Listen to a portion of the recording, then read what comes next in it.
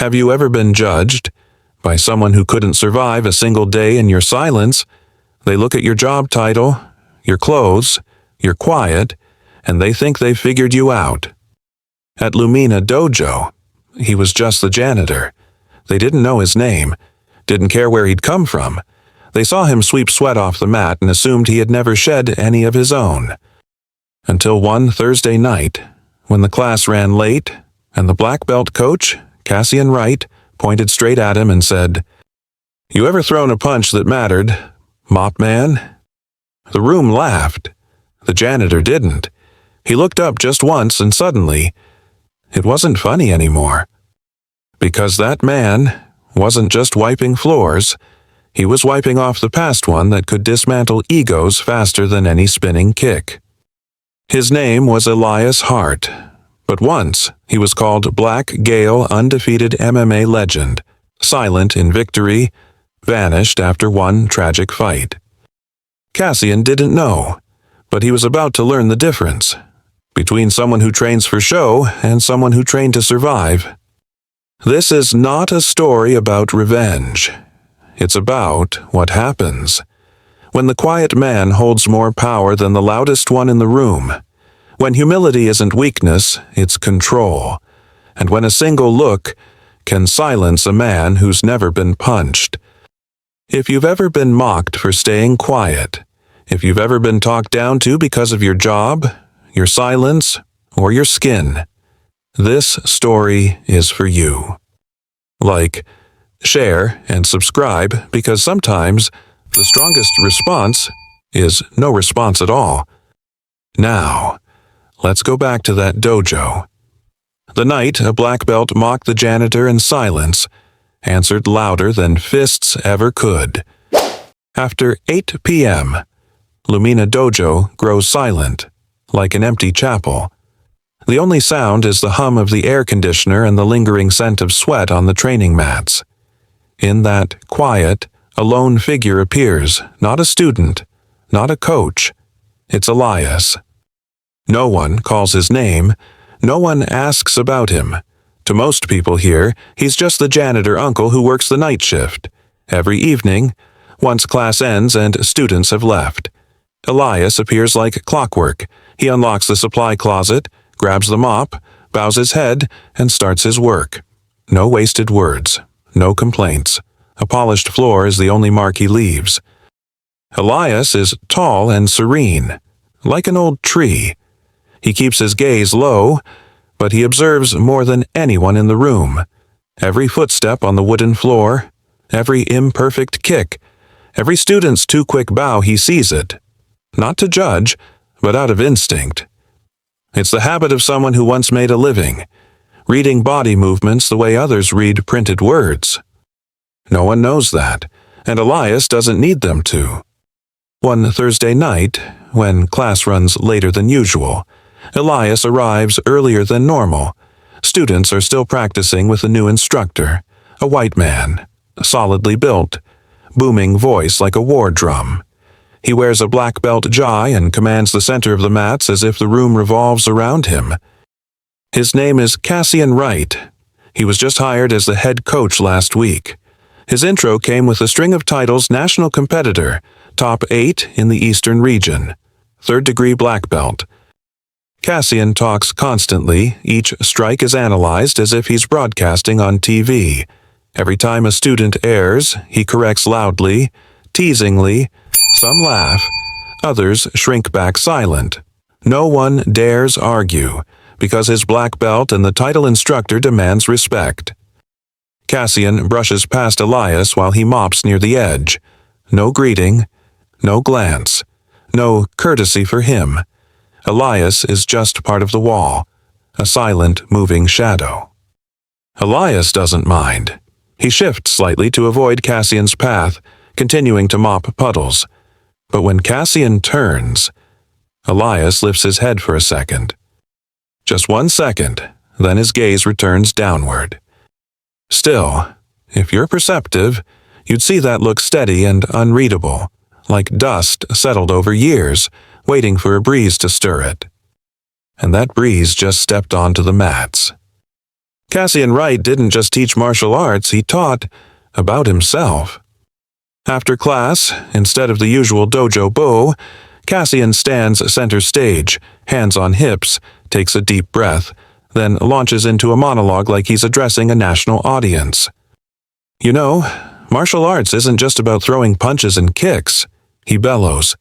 It's the art of control of yourself, control of your opponent. It's something not everyone can grasp, especially those who spend their days scrubbing floors. A few scattered laughs ripple from the back. Others fall quiet, unsure how to respond. Some students glance at Elias, kneeling in the corner, sweeping as if unaware. Cassian continues. You see, to reach my level, it's not just training. You need a mind. You need philosophy not to spend your life pushing a mop and bucket. Some people are born to step on the mat.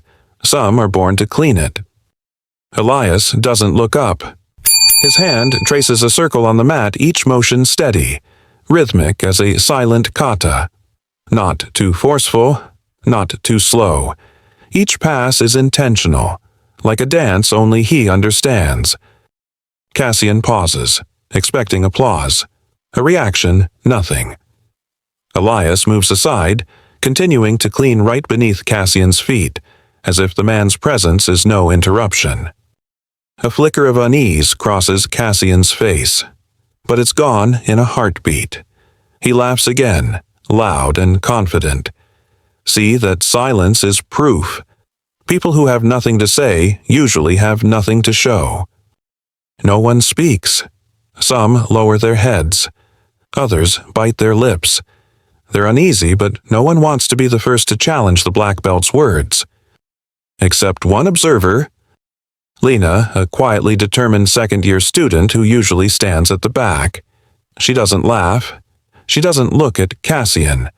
Her eyes stay on Elias. Her expression seems to take something in from his silence, as if she senses an untold story.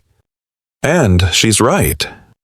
Later, as the room darkens outside, the overhead lights casting a pale net across the mat, Cassian still drills corrections. Come here, I'll fix your sweep. Number 7, you're off stance again, he snaps, pointing at a hesitant student at the edge. Elias, still kneeling behind Cassian, mops in slow, deliberate circles. He stays out of the class's view, his posture calm to the point of invisibility, but he's still there, unforgettable to those who notice.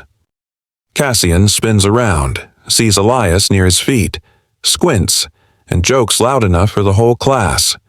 Look, this floor has more personality than him. Just background noise, really. A tense ripple of laughter follows. Some students laugh reflexively, others exchange uneasy glances. The tone, dry, sharp, cold, makes the dojo contract with discomfort. Elias doesn't look up. He pauses the mop for a beat, just one beat, then sweeps it again. Quietly. After a moment, he straightens up. The class turns to look. Cassian stands there confidently, arms crossed, half smile. He expected Elias to keep silent, nod, or vanish. Instead, Elias doesn't nod. He meets Cassian's gaze, voice calm but firm furniture. He says softly, "Don't dodge punches." The phrase lands not like a retort, but like a cold drop on a summer neck. The dojo freezes. Cassian blinks. No one has ever responded like that. No shout, no challenge, just a statement, and that's enough. Elias doesn't wait. He picks up the mop bucket, turns, and walks away. Each step soft but deliberate, echoing across the clean mat. Cassian remains still, following him with his eyes. Something flickers: confusion, doubt, maybe even fear. Not of a fight, but of recognizing he'd gone too far. He doesn't fully understand. Elias leaves the training room as he came, silent, upright, leaving behind a single line. Lena, at the back, continues to observe in silence. Under her breath, She whispers, "He's not mop and bucket. He's a warning." 20 years ago, the name Elias Hart didn't appear on any martial arts leaderboard. What people remembered was Black Gale, a silent storm, cold and dark. No one heard his footsteps entering the ring, and no one heard him leave after a victory. He never threw his arms up, pounded his chest, or yelled. He simply bowed ever so slightly, then walked out as if he'd never been there. But the crowd never forgot him. When Elias stepped into the ring, the only sounds you heard were his opponent's heavy breaths and the whoosh of a fist cutting through the air like an unexpected black gale. The press didn't know what to call him, so they coined the name Black Gale, half for his skin, half for his ruthless silence. During his fights, cameras focused not on his face, but on his opponent's reactions: surprise, imbalance, collapse, and hush. No one knew Elias's parents or where he came from. All they knew was he never lost. 17 pro fights, 12 first-round knockouts, and no one ever rattled him. Sponsors called him the Machine. Commentators labeled him the emotionless man. But they were wrong. Elias did feel emotion. He just never showed it. Because the one thing he couldn't stand was noise. Not the roar of the crowd, but the noise of pride, the noise of boasting, the noise a poor black fighter hears on a ring surrounded by white spectators while the announcer jokes. "We've got a storm in the ring. Hope he knows he isn't stepping into a hail of bullets." Elias didn't respond. He won that fight in 54 seconds. Not out of hate, but because he knew that when he stayed silent, the noise around him would speak loudest. Then they'd hear the gale that swept arrogance off the ring. The gale that silenced crowds, though he never said a word. The gale named Elias, carrying belief, pain, and quiet conviction. Black Gale embodied all that. And the night-duty janitor who mops the gym floor, he used to be that man. The man who once made the world hold its breath. The storm people feared naming, until it passed through their lives. Back then, Elias didn't believe in curses.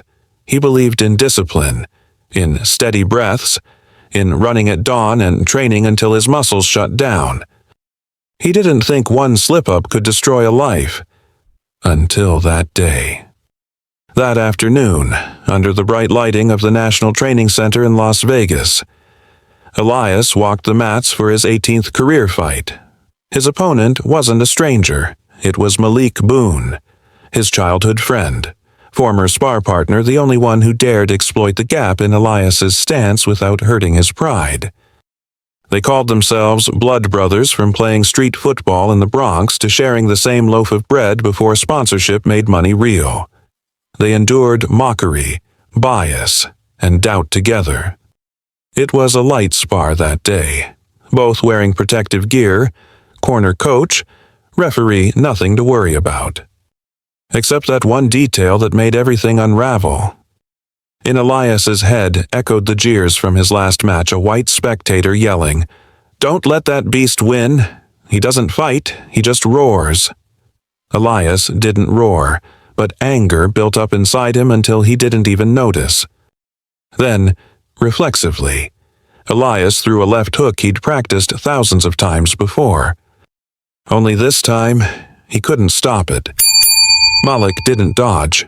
His head snapped aside. The sound wasn't flesh-hitting pad. It was bone. A single, crisp crack that echoed in Elias's heart. Malik fell, motionless.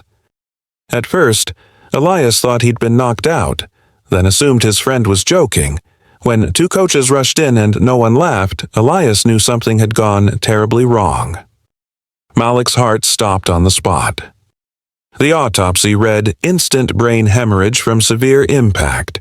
No foul play, no intent, just a tragic accident. But Elias didn't need a court's verdict. He carried his sentence in his soul. He walked away quietly, walked off the stage, canceled his contracts, wired everything to Malik's mother unsigned, then disappeared from the sport like a ghost. Black Gale vanished. Only Elias remained, a man carrying an unforgivable wrong, living anonymously in gym after gym, city after city, each night only daring to handle something that couldn't hurt anyone a mop. 2 days this week. Cassian stood center stage again, lecturing about balance while missing the student's stance and casually pushed a smaller kid to the floor. "Stand like that, and the wind will blow you right off," he joked, arms folded smugly. Elias was mopping along the edge of the mat, avoiding interference, yet Cassian's gaze found him a bad habit. This time, Cassian didn't laugh. He shook his head and, to the class, said, "People like him ain't built for control." Elias froze mid-swipe. His breath paused, then stopped for a beat. People like him. Those were the words that shattered him before, not from Cassian, but from his opponent's pre-fight interview. He's fast, but people like him, they ain't built for control. They fight with fire, not mind. Elias took that in silence until his opponent raised his hand in victory before the bell. Elias looked at him and saw Cassian's same look of superiority. Not a face, but an attitude. That look of someone who believes you can't control yourself because you come from the wrong place, color, or class. Elias clenched his mop handle, white knuckles against dark hands. The mop trembled. No one noticed except Lena, sitting quietly at the back. She didn't hear the words, but she saw the shift in Elias's shoulders from weary to ready, from endurance to potential breaking point. He inhaled, released the mop, stood upright, his gaze swept across Cassian. No words, no reaction needed. Inside Elias's eyes a wound not healed, a grief unnamed, and unmistakably clear. History was repeating itself. And this time, it wasn't happening in the ring. It was in that dojo with a man who thought he was teaching others but who awakened a gale that once buried his career and identity. That afternoon, rain fell outside Lumina Dojo steady, not heavy, but thick enough to make the air feel stifling. The glass walls steamed over, every breath of the students echoed in the enclosed space, and the mingled scent of sweat and worn jai clung to the air, ready to burst if anyone spoke out of turn. Cassian was fired up. He'd just finished demonstrating a new combo, powerful kicks and lightning speed that left the young male student staring at him with a mix of awe and fear. Meanwhile, along the mat's edge, Elias quietly swept. He didn't interrupt, didn't watch his mop strokes a silent heartbeat of their own. But to Cassian, that silence was a provocation. He strode over and stood directly in Elias's path, blocking him. "What's with your pace?" Cassian called out, voice louder than needed. "Floor's clean already. Practicing some silent kata." The room froze. A few students laughed reflexively. Others bowed their heads, fiddling with their uniforms to avoid looking. Elias stopped sweeping. He didn't look up or reply. Cassian frowned and took half a step forward. Then, without warning, he shoved Elias's shoulder. It wasn't a brutal shove, not for someone used to fighting, but in a dojo, it was unexpected and disrespectful. Elias staggered barely but stayed upright. He turned slowly to face Cassian. And in that moment, the tension cracked like shattered glass. The way Elias stood straight, firm shoulders, neither defensive nor submissive, and, most of all, his gaze calm, unflinching. A young student swallowed hard. Another took a half-step back, eyes locked on the two men. Cassian forced a nervous laugh and tried to diffuse it. "What's the matter? I thought if you sweep clean, you'd know how to stay balanced." Elias still said nothing. He just looked at him. And that look made Cassian step back, Just a half step, almost invisible, but Lena saw it. She sat on a wooden bench, towel in hand, eyes wide and unmoving. She'd seen coaches dominate before, but never one forced back by a single look. Cassian cleared his throat condescendingly and turned away, voice less sure than before. Elias bowed his head slightly, lifted his mop, and resumed sweeping. But the floor had become a stage, and the students an audience waiting for something to unfold. They didn't realize they were witnessing the beginning of a fight. No drums, no mic, no belts, just a shove and a storm's silent ignition. 2 days later, the dojo still felt different. Cassian continued to command the mat, barking instructions, correcting stances, taking center stage. Only now, something had changed in his tone. Unspoken, but obvious. He was louder, more verbose, more prone to glance toward the corner where Elias swept every evening. Elias, as always, didn't respond.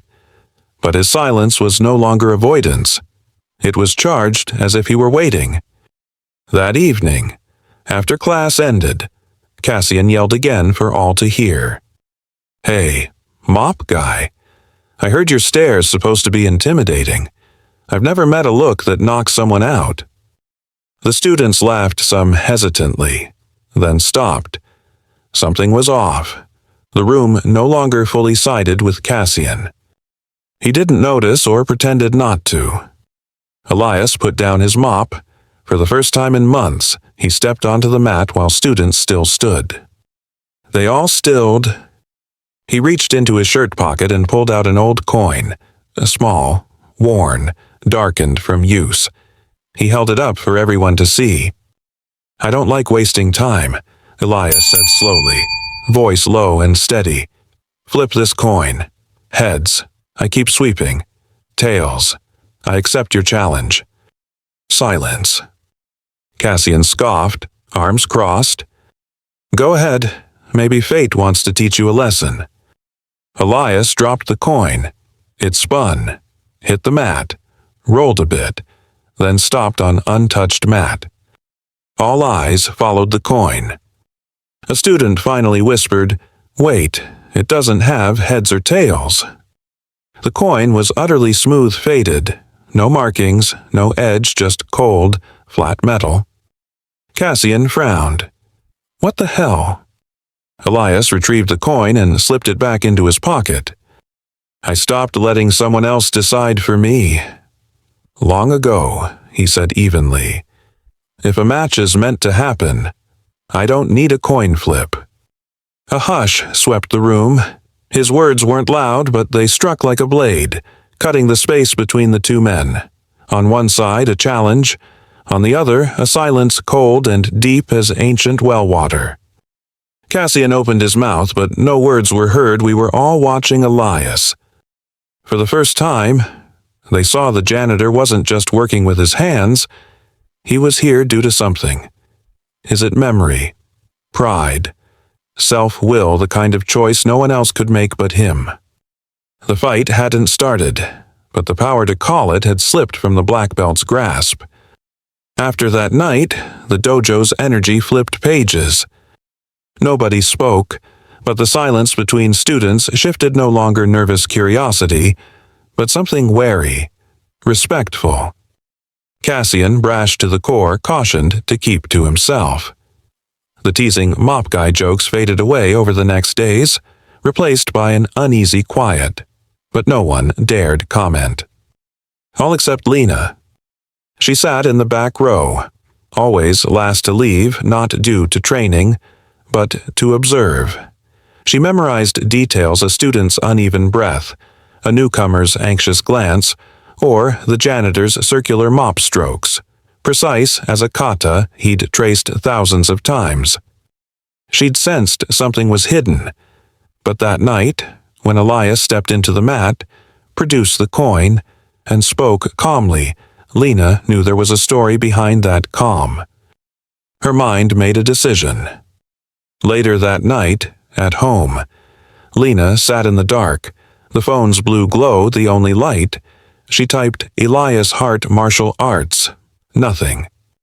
Then Elias MMA. Still nothing. She paused, recalling Elias's gaze, a gaze that read motion like words on a page. Not a janitor's gaze. A fighter's. She typed again, Black Gale Fighter. In less than 3 seconds, articles and video highlights appeared, titles that struck her like lightning. Black Gale, the fighter who silenced Tokyo.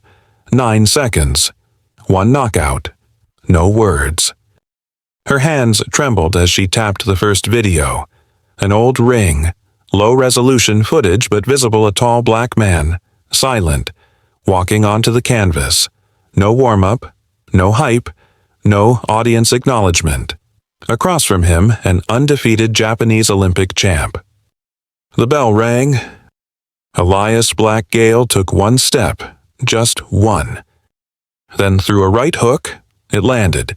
The opponent dropped. 9 seconds done. The stadium gasped. Commentators silent. And he just bowed and left like a black gale passing through Tokyo before anyone even spoke his name. Lena slid down through the comments. One stood out. No one ever made the Tokyo champ fall, except Black Gale. She sat frozen, heart pounding, eyes fixed on the screen. The silent janitor in her dojo had knocked out an Olympic champion with a single punch. The urge to shout or cry welled up, but she stayed silent. She bookmarked the page and leaned back, imagining the dojo again. And thought, we underestimated a storm, just because it didn't announce itself.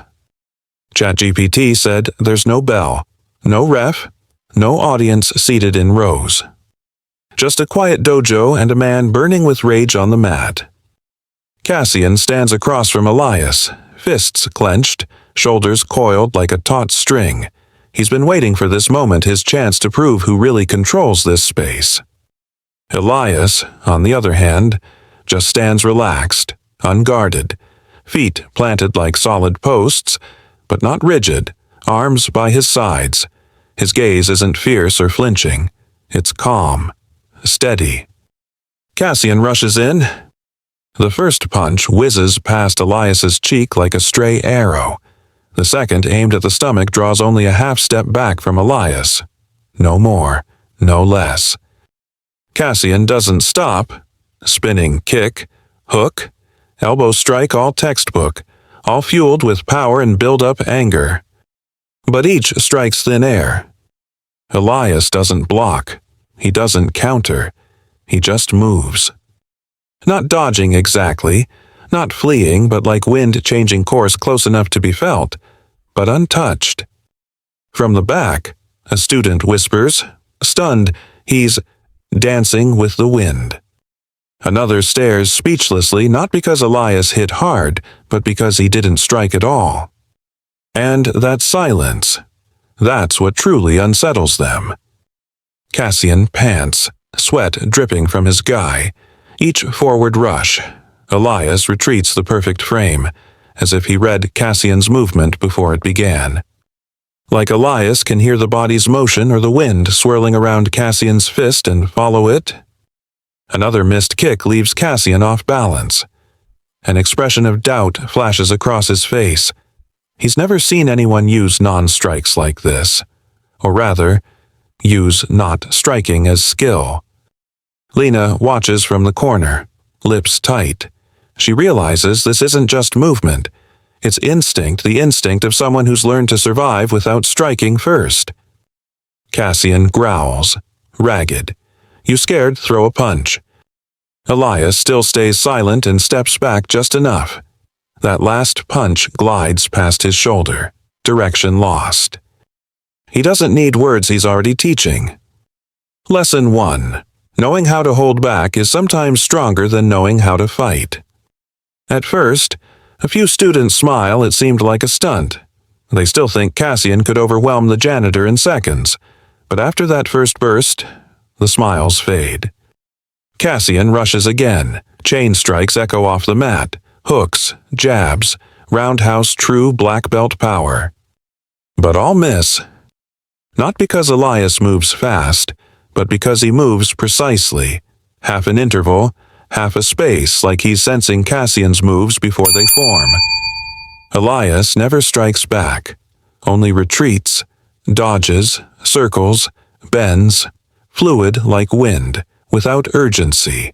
It's like reading Cassian's body like a well-worn book. No one laughs now. The dojo fills with a unique silence, not reverence, but stunned awe. They're seeing something beyond normal fighting. Lena stands, hands on bench, eyes wide. She sees now those circular sweeping strokes, those soft shifts. They're not chores. They're instinct bred from a lifetime of evading hits until you don't need to. Cassian's face tightens. Every retreat by Elias makes him unsteady. The harder he strikes, the more he tires, and the angrier he grows. "Stop it," Cassian roars, breath ragged.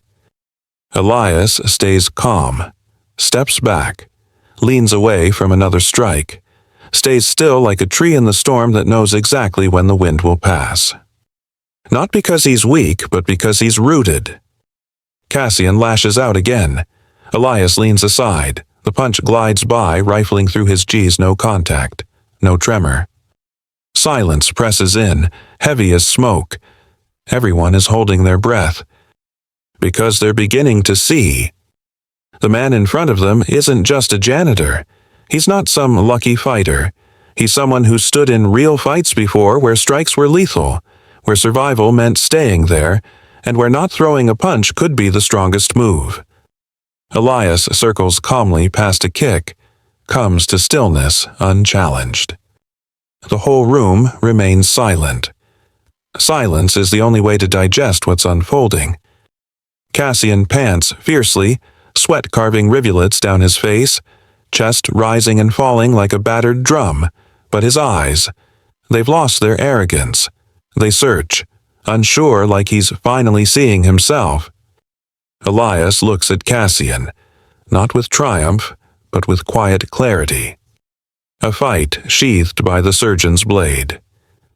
"You think strength is landing the hit," Elias says, voice calm, measured, but real strength is knowing you can knock someone down and choosing not to. Cassian just lies there, silent. His breathing slows for fatigue, yes, but also something deeper, a quiet shame settling heavy in his chest. Elias steps back and walks away. He doesn't offer a hand, no victorious stance, no applause. He simply steps out of the spotlight, knowing where he belongs isn't in the roar of triumph. The floor sits empty. Everyone's frozen. A student begins to rise, then sits again. Lena whispers to no one in particular. That wasn't victory, that was a lesson. Cassian props himself up slowly. He's no longer the man who entered here, his gaze lost, himself unrecognizable from before. In the corner, Elias picks up his mop, soundless. He returns to sweeping. A storm just passed. No wind was heard, but everyone felt the aftershock. Because the scariest thing wasn't that Elias could have beaten Cassian. It was that he chose not to. Lena couldn't sleep. After that fight with no bell, no official start, and no announced ending, something inside her wouldn't let go. The way Elias moved. The way he looked at Cassian without throwing a punch. The way the dojo held its breath instead of cheering. It didn't feel like a random clash. It felt like a reminder from history. And Lena couldn't forget that look Elias's gaze, as if he'd walked through places Cassian had never dared step into. Lying in bed, she opened her phone, typed the keyword again. Black Gale MMA. This time, she didn't just read. She downloaded a video, trimmed it, picked the exact moment, then posted it to the dojo's internal forum. No tags, no name, no context. Just one caption under the video. Remember the way the janitor looked at Cassian when he fell. Watch this. Tell me what you think. By morning, before class began, the dojo's group chat was boiling over like water left on a stove too long. You're kidding. Right. That knockout was real, including... Wait, this guy is our janitor. The video, played on loop, a man in black shorts and gray gloves entered the cage in silence. No showboating, no emotion. He simply stood arms loose, eyes locked in, like he could see right through his opponent's skin. The match began. 9 seconds. 1 punch. Knockout. The crowd froze. The commentators fell silent mid-sentence. The opponent collapsed, unmoving. The man bowed his head, walked away. No waves, no celebration, no speech. Elias. At the dojo, the crowd before class was larger than ever. One student whispered nervously to the person beside him. No way. That guy mops our floors. The other answered, eyes wide. But the way he dodged, the way he stood, it's exactly the same. It can't be. Cassian entered, wrist still lightly bandaged from his slip the day before. He scanned the murmuring students and paused as he caught a glimpse of the video passing from one phone to another. He stepped closer, looked at the screen. 1 second was all it took. His face changed. He knew. He couldn't not know. No one else had that punch. No one balanced like that. No one else had that gaze, that silent stare that had made Cassian retreat without a single strike. And now, the whole class knew. Everyone knew. The man they'd passed by, laughed at, called the janitor, was a legend who once silenced the world in 9 seconds. For the first time since becoming head instructor at Lumina Dojo, Cassian walked into class and no one greeted him. Not because they forgot. Because they were busy replaying that video. Each phone a small window into Elias's past, his dodges, that final punch, the quiet bow after victory. A world Cassian had never known but now lived in the eyes of his students. A small group sitting at the back of the mat began clapping. Not loudly, but enough for the sound to spread. A young man stood up, eyes gleaming as if he'd just rediscovered what martial arts meant. He's real. Black Gale is real. Another chimed in, and he's been mopping floors beneath our feet this whole time. Cassian stood in the center of the mat. No one looked at him. No one asked what they were learning today. No one noticed how neatly pressed his GI was, or how perfectly tied his black belt was. The clapping returned this time from the women's side, where Lena stood. She didn't smile, just looked directly at Cassian and said, loud enough for others to hear, "There are people who don't have to talk about strength. They are strength." Cassian said nothing. He didn't know what to say. His whole career, Cassian had been the center, the loudest voice in the room, the one students asked, admired, trusted. But now, the noise didn't belong to him anymore, and in the midst of that noise, he felt it more clearly than ever. His silence. He looked to the back of the room. Elias was mopping near the door. Same calm pace, same quiet rhythm, as if unaware of the eyes now drawn to him. But Cassian knew Elias felt them all. Felt it in their glances.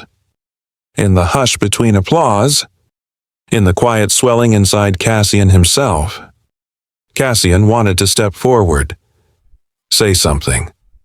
Reclaim his ground. A joke. An apology. A rebuttal. But no words felt light enough not to sound fake. And no words felt strong enough to stand against the truth. Because the truth was undeniable. It lived among them, in a janitor's uniform, stepping silently. the truth that once silenced the world in 9 seconds, and that truth didn't need to speak anymore. Cassian stepped back, as if the applause were hitting his chest. It didn't hurt, but it landed on the hollowest part of him. And for the first time, no one had to tell him to be quiet. He chose it. Because sometimes, silence isn't surrender. It's knowing you're no longer the one being listened to. Class began in unusual silence. Cassian stood center mat, curriculum in hand, scanning the room like always, but this time, the stares weren't meeting his. No one nodded. No one asked what the lesson was. A few students stared down at their GIs like they were rethinking who they were training for. Cassian cleared his throat. "We'll start with the low stance counter combo," he said. "Voice even. Who's first?" No one moved. Lena stood but didn't step forward. She took off her G-jacket, folded it neatly, and stepped out of line. Others glanced at each other and quietly followed. Cassian froze. "What are you doing?" he asked. Lena stopped, turned, and said calm but clear. "We're not leaving the dojo. We just want to learn from someone who taught himself how to survive." Cassian took a step forward, but a voice behind stopped the entire room. "I can teach martial arts," Elias said. Not loud, not threatening, but not with words. The whole class turned. Elias was still in his janitor's shirt, mop in hand, standing by the wall as always. He looked Cassian in the eyes. "You talk about martial way," Elias continued, "but you've never faced yourself." No one spoke. No one had to. That line, it pierced every layer. Not just Cassian felt it. Everyone did.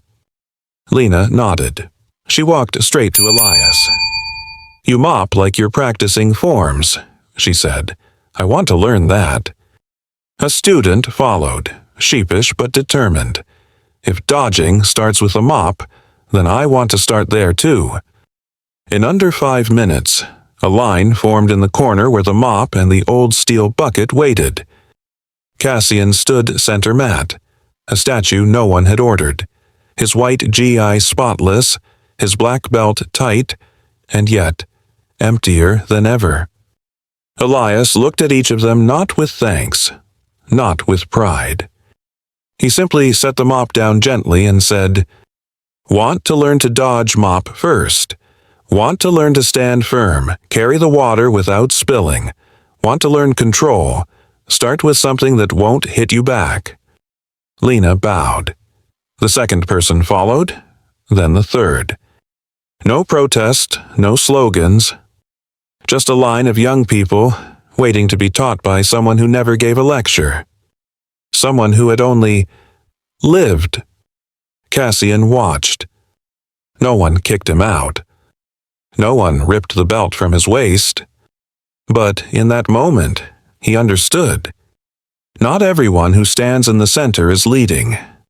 And not everyone holding the mop is at the bottom. That night, the martial arts class ended earlier than usual. No conditioning exercises, no demonstration routines, no booming voice from the center of the mat.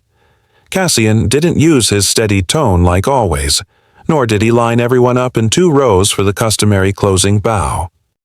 He simply said softly, "Tonight's class is over. If you're heading out, go ahead." The class quietly packed up. A few students lowered their heads, unwilling to meet his eyes. The rest quietly moved toward Elias, who was cleaning the mat in the corner. Cassian stood alone. Cold sweat dripped down his neck. His white GE was still neatly pressed, but he seemed to be wearing someone else's skin, now that of a man unsure where he belonged anymore.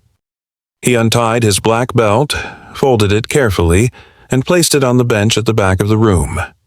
Maybe from fatigue, maybe needing a break. Then he walked out without looking back. The glass door clicked shut behind him, a silent period at the end of a sentence.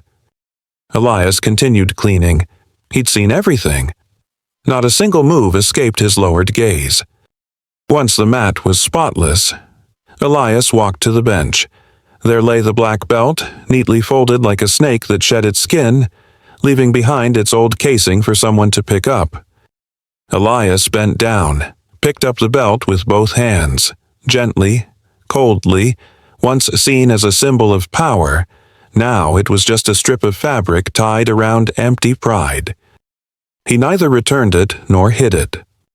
He hung the belt in the corner on a wooden hook near the back door somewhere everyone passed by but nobody dared touch. No nameplate, no message. Just hanging there a reminder. A reminder that some belts fall not because their wearer lost, but because they lost themselves first. Lena was the first to notice. She stared at the quiet belt for a moment, then bowed her head deeply. A student walking by paused.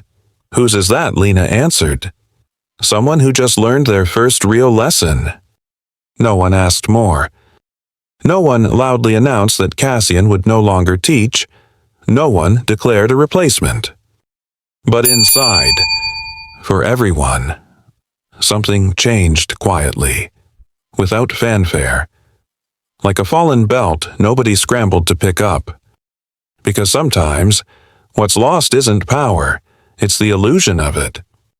And the one who picks it up most quietly may be the only one who never needed it to prove they were strong. That evening, Elias arrived at the dojo earlier than usual. He carried no mop or bucket, just his old shoes and a worn brown jacket. No one asked him to come early. He came because something was calling. Not in words, but in a lingering silence, waiting to be touched. The main lights were still off. Just a strip of hallway illumination revealed a small figure huddled at the far end of the mat. A girl, shaking shoulders, back to the doorway. Elias stepped forward without a sound. A few steps away, he realized it was June, an under-the-radar first-year student Cassian often overlooked. She was never noticed, slow to learn, quiet to greet, questions ignored, always looking down, as if apologizing for existing. Elias was about to turn away, respecting her privacy, but June looked up with tear-stained eyes and choked out, "Are you the instructor?" Elias stood silent. June wiped her tears with her sleeve, then stepped forward and stopped in front of him. I learned already. About you. About Black Gale. About everything." She bowed her head deeply, almost kneeling.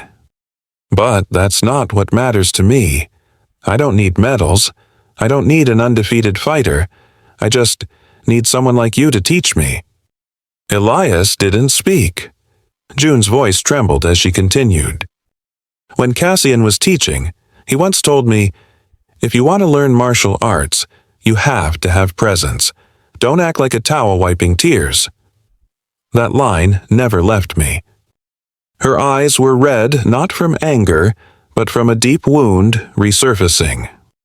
But that night, when you didn't hit back, didn't knock him down, I saw myself in that. I saw that you can be strong without shouting, stand firm without being rigid. She looked up at him, eyes wet but bright.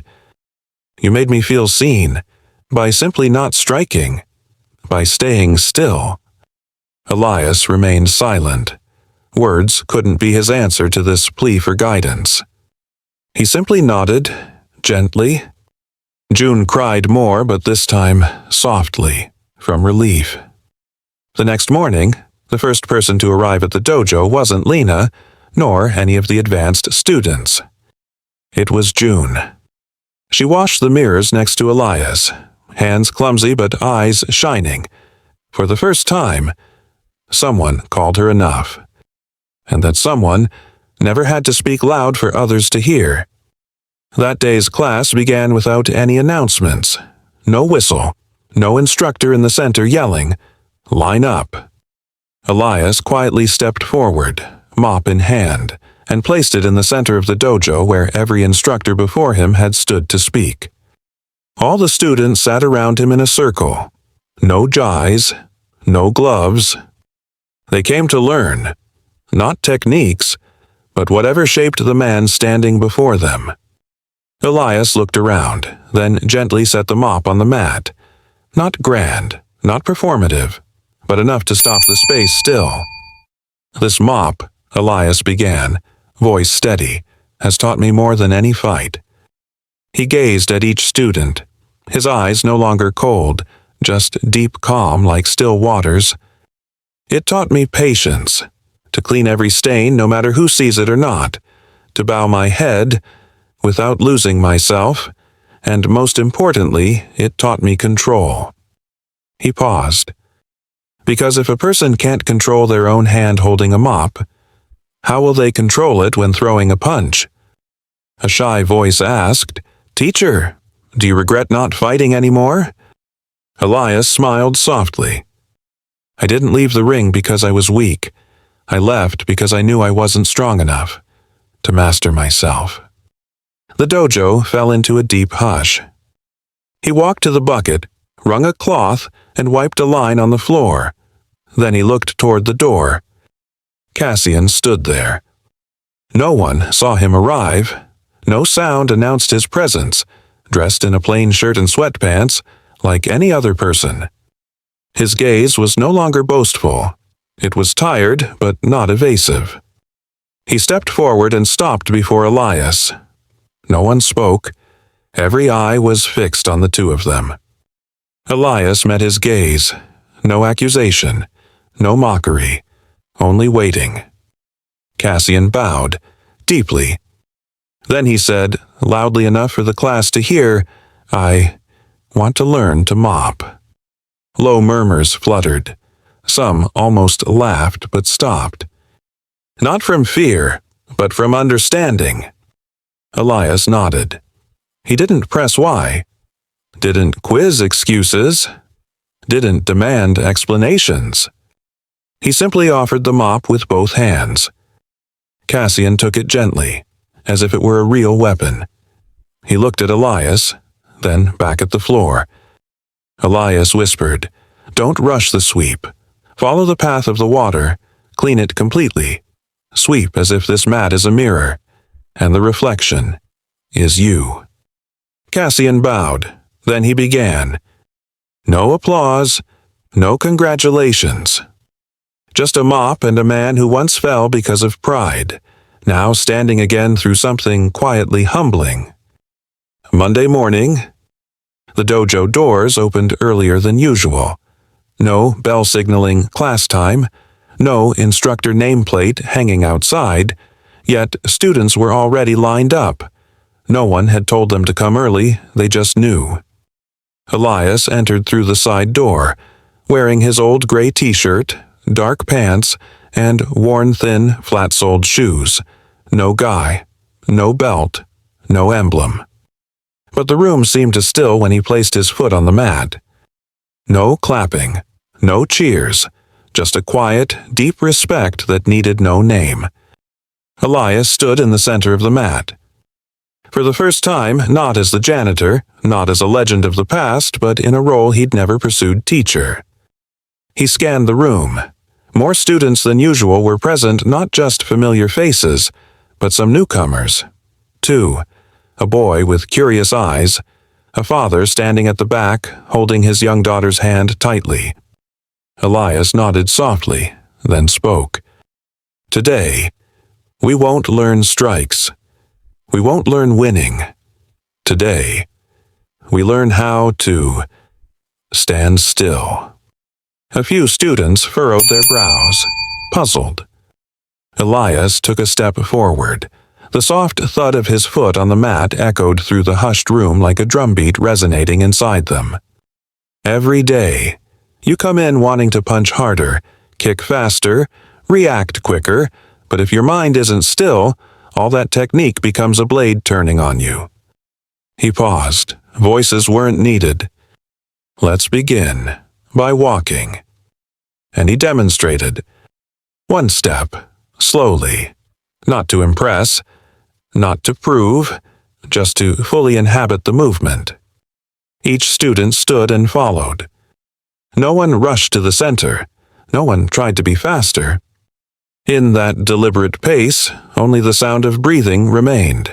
Each person carried a story, a fear, a scar, but all of it was being laid down step by silent step. June was the only one who looked up mid-exercise.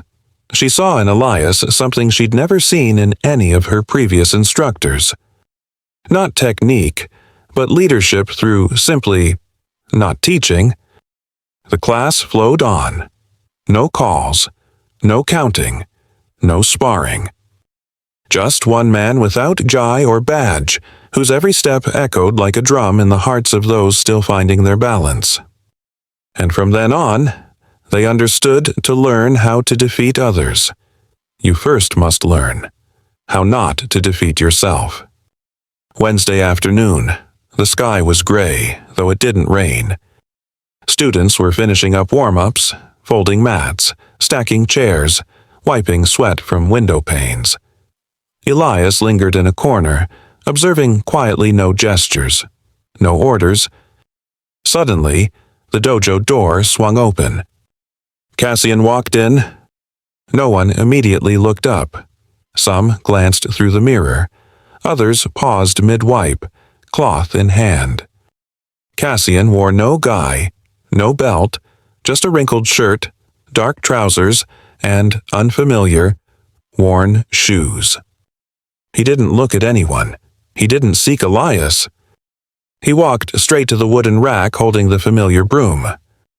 The room held its breath. Nobody asked him to come. Nobody invited him back.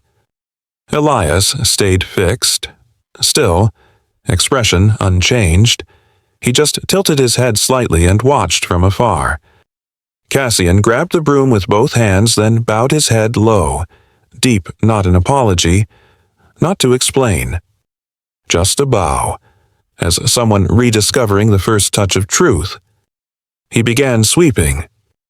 The movement was rough, hesitant. Sweeps were uneven, but each broomstroke landed like a blow to the old armor of pride he once wore. No one spoke. June stood nearby, once cloaked in his scorn for lacking martial presence, watching. Not with anger, not with pity. Simply watching a man relearn how to breathe correctly. A student near the wooden bench whispered, "He's really sweeping the floor." The student beside him nodded, eyes fixed on Cassian. Yeah, and this time, it's not for humility. It's because he understands. Elias walked slowly toward the center of the dojo, not toward Cassian, but to the central pillar where light shone brightest. He faced the class, his tone steady. Everyone has their own way to start over. Do not mock a bowed head because those who bow still have a chance to stand upright. The words sank into the room, no applause, no sighs. Just stillness. Cassian kept sweeping this time with steady rhythm, his gaze tracking the path of moisture. No one viewed him as a failure, because one who returns even with a broom has begun to grasp what control truly means. Not controlling others, but controlling oneself. That evening's session began without calls or the clatter of shoes lining up, just the soft slide of chalk on a whiteboard, slow, purposeful strokes. Elias stood before the board. He wrote in careful, leaning script. Each character waited as if it carried the force of a decisive strike.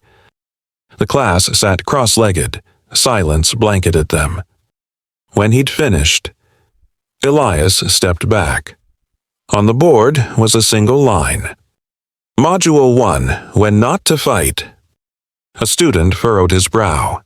Another tilted his head, trying to understand. No one spoke. Cassian sat in the back. No gi, no belt. His hands rested on his knees, clenching slightly. Elias turned to face them all, eyes sweeping over the room. Before learning how to attack, counterattack, or dodge, he began softly. You must learn when not to strike. He stepped around them, slowly, Sometimes you defend. Sometimes you retreat. And sometimes you must stand still, not because you're weak, but because if you strike at the wrong moment, you cease to be yourself. He paused near Cassian, not looking down, simply stating, "Not everyone loses because they get hit. Some lose because they can't stop their hand in time." The room fell silent. A few eyes flicked toward Cassian, not with mockery, but quiet attention. Elias continued, "We'll practice a simple drill. Move in a circle, no strikes, no defense. Each person just walk. Step to the beat. Step evenly. And if you meet someone, stop." He gestured to the center of the dojo. "Cassian and I will demonstrate." No one expected it, not even Cassian. He looked up and slowly stood. Students shifted back for space. A taut hush blanketed the room, as though a bowstring had been drawn. Elias stepped forward, facing Cassian, hands relaxed. "No guard, no strikes," Elias said. "Just look, and if you feel threatened, take a step back." Cassian nodded. They began. One step, another, then they froze facing each other. Neither moved. Elias looked straight into Cassian's eyes, not with challenge, not with pity, but with the clarity of someone who stood in storms and learned to sit in the wind without being swept away. Cassian began to tremble. Not out of fear, but because he understood he was caught. Not by hands, not by feet, but by eyes. Eyes that pinned arrogance, eyes that locked out any rebuttal, eyes that arrested the habit of always trying to prove you're right. Cassian took a step back. Elias nodded. "The lesson's over." The class broke into applause. Not loud, but steady, measured, like the footsteps they had taken. The board still read, "Module 1, When Not to Fight." And everyone understood the first lesson they'd learned wasn't from muscles, but from silence, a lesson unwritten, taught only by someone who spent a lifetime mastering it. The story of Elias spread faster than any punch he ever threw. After Lena shared the 9-second video, a major martial arts media outlet specializing in legendary fighter interviews reached out to the dojo. They wanted Elias on a podcast an hour to talk about his career, disappearance, and his return. They messaged 3 times, no response. Then they called the dojo front desk. The receptionist chuckled softly. "He's still sweeping the floor every night. If you want to talk, you'll have to wait until he finishes wringing his towel." It was a polite refusal, but it was also the truth. Elias didn't appear on any show. He didn't step in front of a camera. He didn't schedule an interview. But one Friday morning, that popular martial arts site updated with a new video. No flashy thumbnail, just a black background with the title, "From Black Gale." The video was 8 seconds long. It opened on a plain black screen, then white text appeared clean, without effects, and "Respect people with no belts." No music, no voiceover, no visuals. Just 8 seconds and that was it. Viewers were initially surprised, some disappointed, others laughed. But the more they watched, the more they felt something deeper, something that couldn't be defined by a strike or a title. Comments flooded in. "He doesn't need to say much. Just that one line. Reminds me of my dad, a carpenter who never shouted but taught me how to live right. Maybe the deepest martial arts lesson I've ever learned." The video was shared widely, often accompanied by personal stories, a hospital cleaner mother, an older brother who gave up competition to care for his father, a friend ridiculed for working in a warehouse. And so the message spread. Respect people with no belts. No title, no rank, no fame. Just human beings and their worth. Elias didn't know the video had racked up hundreds of thousands of views in days. Or, rather, he knew, but didn't care. That evening, he came to the dojo as usual, opening the equipment closet, wringing his towel with care, sweeping floor from left to right without missing a spot. Lena approached him and handed him a phone with the video paused on screen. He watched it, read it, then nodded. "They're talking about you," she said. "The whole world." Elias smiled gently, as if he'd just removed the last stubborn stain from a tile floor. "You don't have to remember me," he said. "Just remember people like me, before they have to become someone to be respected." Then he bent down and continued sweeping. No spotlights, no camera, but each sweep ripple outward, quiet, steady, unstoppable.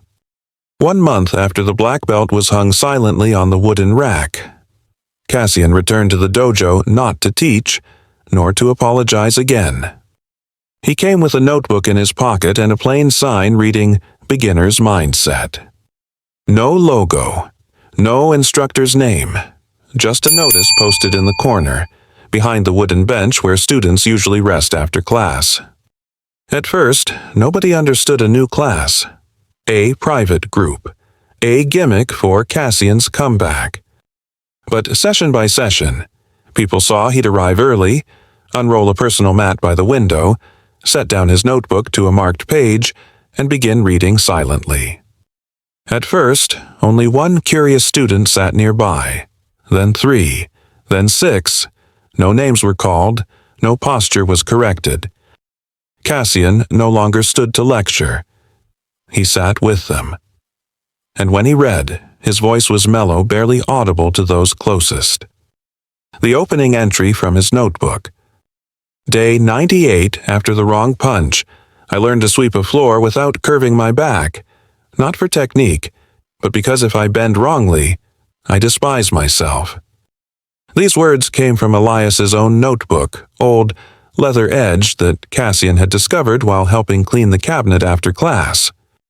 He didn't ask permission, but he didn't keep it to himself either. He read passage by passage, learning each phrase.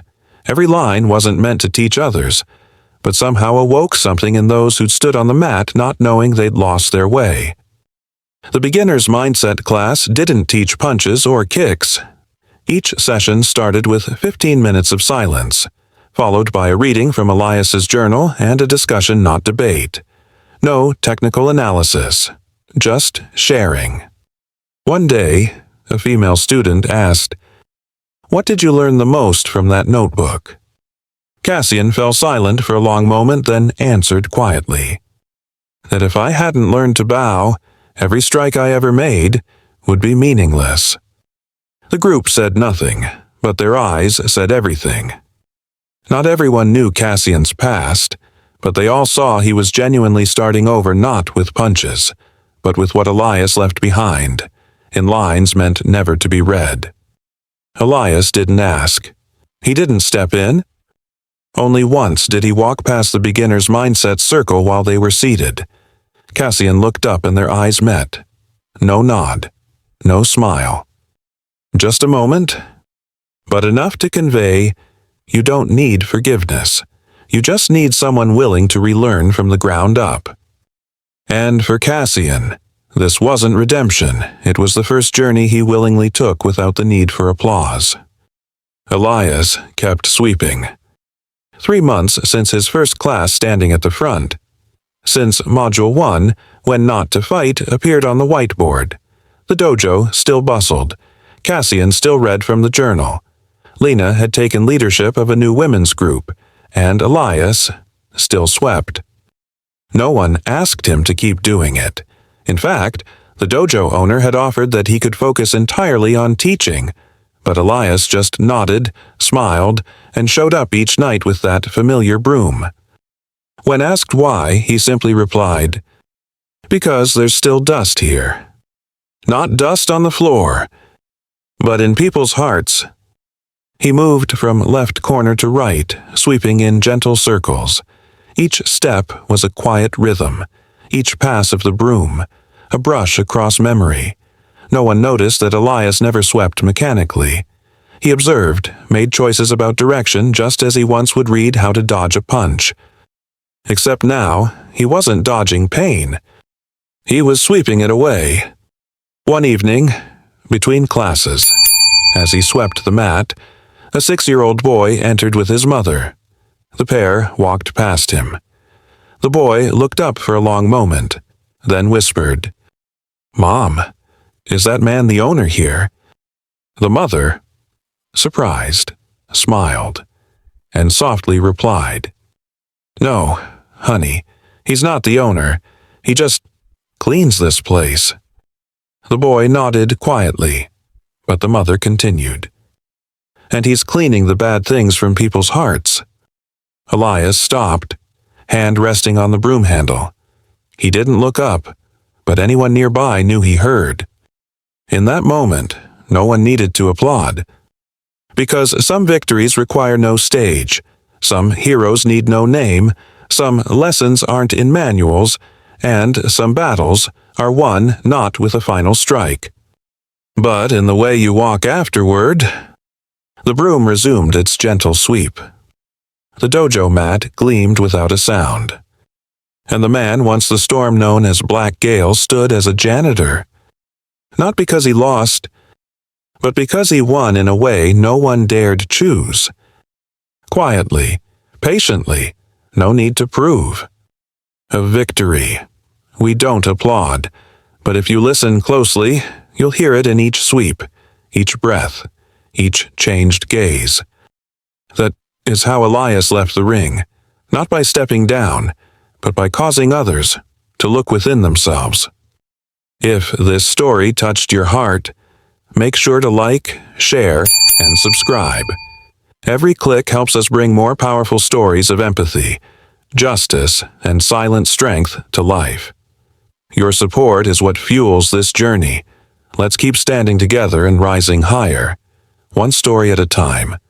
Stay safe and inspired.